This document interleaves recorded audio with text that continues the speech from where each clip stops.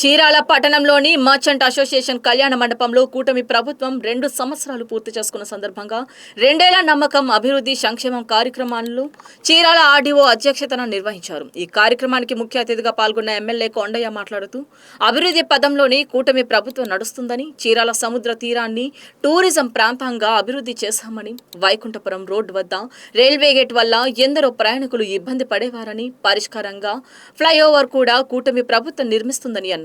YCP నాయకులు అభివృద్ధిని భరించలేక కూటమి ప్రభుత్వంపై తప్పుడు ప్రచారం చేస్తున్నారని, ప్రజలు దీన్ని గమనిస్తూనే ఉన్నారని అన్నారు. అలాంటి వారిని సహించేది లేదని హెచ్చరించారు. ఎంతమంది బురద చల్లినా చూసిన కూటమి ప్రభుత్వం అభివృద్ధి లక్ష్యంగా పనిచేస్తుందని చీరాల ఎమ్మెల్యే కొండయ్య అన్నారు. కూటమి పార్టీ 3 పార్టీల నాయకులకు, అలాగే మహిళమ్మ తల్లులకు, పాత్రికేయ మిత్రులకు, అనేక హోదాల్లో వచ్చినటువంటి పార్టీ నాయకులందరికీ పేరు పేరున నమస్కారాలు. ఈరోజు చీరాల్లో భారీ స్థాయిలో ఈ 2 సంవత్సరాల జరిగినటువంటి అభివృద్ధి మీద 2 సంవత్సరాలు కంప్లీట్ చేసుకున్నటువంటి సందర్భంలో 2 ఏళ్ల నమ్మకం అభివృద్ధి సంక్షేమం అనేటువంటి కార్యక్రమం ద్వారా ఈరోజు పెద్ద ఎత్తున ప్రజల మధ్యకి రావడం జరిగింది.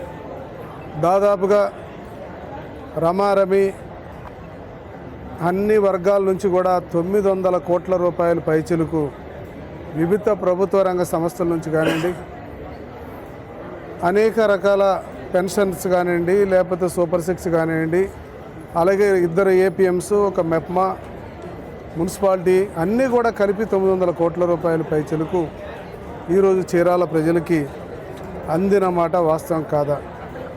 గతంలో ఎప్పుడూ కూడా ఇలాంటి పరిస్థితి ఎప్పుడూ లేదు.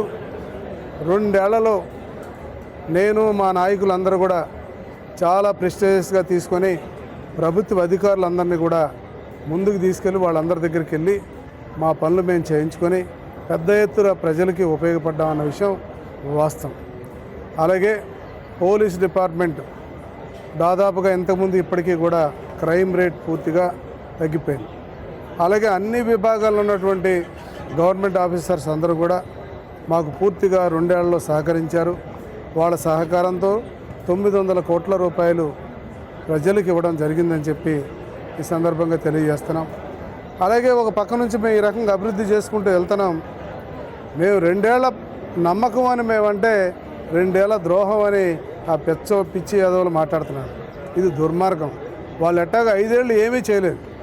మేము వచ్చిన తర్వాత రాజధాని నిర్మాణం కానీ, అనేక ప్రాజెక్టులు కానీ, అలాగే మరి ఉత్తరాంధ్రాని గూగుల్ ఐటీ సెంటర్స్గా డెవలప్ చేసుకుంటూ, మరోపక్క అనకాపల్లి మొత్తాన్ని ఇండస్ట్రియల్ ఏరియాగా కూడా డెవలప్ చేసుకుంటున్నాం.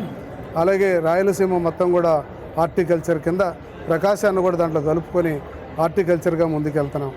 అలాగే ఇప్పుడు ప్రతి దగ్గర కూడా నెల్లూరు జిల్లాలో కూడా మేనకూరు కానీ, శ్రీ సిటీ కానీ, ఇలా అనేక సెజలు ఎక్కడికక్కడ చేసుకుంటూ వచ్చాం.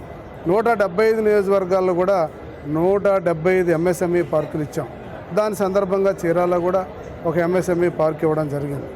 టోటల్గా చీరాల్లో ఒక పక్క నుంచి ఆటోనగర్, మరో పక్క నుంచి హ్యాండ్లూమ్ పార్క్, మరో పక్క క్రిటికల్ కేర్, మరో పక్క టూరిజం, అలాగే భవిష్యత్తులో 2 ప్రధానమైన కారణాలు ఆగి ఉన్నాయి.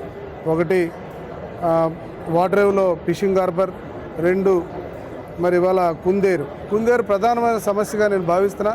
దానికి సంబంధించి ఇప్పుడు మరి కుందేరుకు కూడా దాదాపు 89 కోట్ల డిపిఆర్ ఉంటే దాంట్లో మొదటి విడత కింద 5,15,00,000 రూపాయలు ముందు బాగు చేసుకోవడానికి డబ్బులు ఇవ్వడం జరిగింది. అలాగే మీకు తెలుసు, స్వర్గీయ డి రామానాయుడు గారి టైంలో ఒకే ఒక ఫ్లైఓవర్ ఉంది. ఇప్పుడు ఇంకొక ఫ్లైఓవర్ను కూడా శాంక్షన్ చేసి ఈసారి ఆ ఫ్లైఓవర్ను కూడా రైల్వే వాళ్ళే కట్టే విధంగా వాళ్ళు ఇవ్వడం జరిగింది. ఈ రకంగా చీరాల్లో ఏం అవసరాలు ఉన్నాయో ఈవెన్ ఫైర్ స్టేషన్తో సహా కూడా మా టైంలో మార్పు జరిగింది. ఒక పక్క టూరిజం, మరో పక్క ఇండస్ట్రీస్, ఇవన్నీ కూడా త్వరలో తీసుకొచ్చేసి ఇక్కడున్న అనేక మందికి ఉపాధి తీసుకురావాలనేటువంటిదే, కల్పించాలన్నదే మా లక్ష్యంగా మేము ముందుకు వెళ్తున్నాం, పనిచేస్తున్నాం. చాలా సంతోషం.